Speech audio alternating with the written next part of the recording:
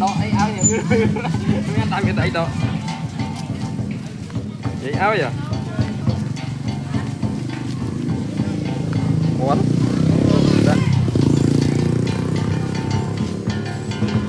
hôm nay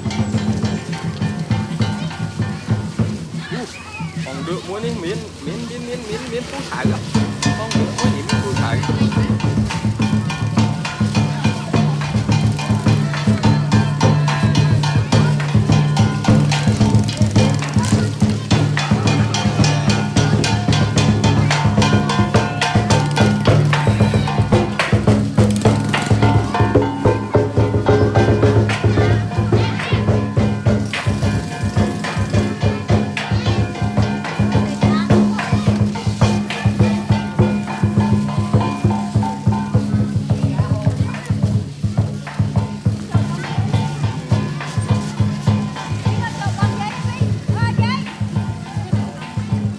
đi đã rồi đi đã bận cho bận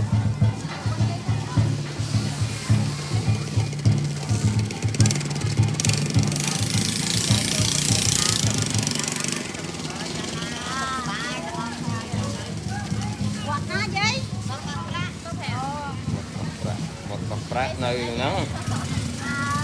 nâng bốn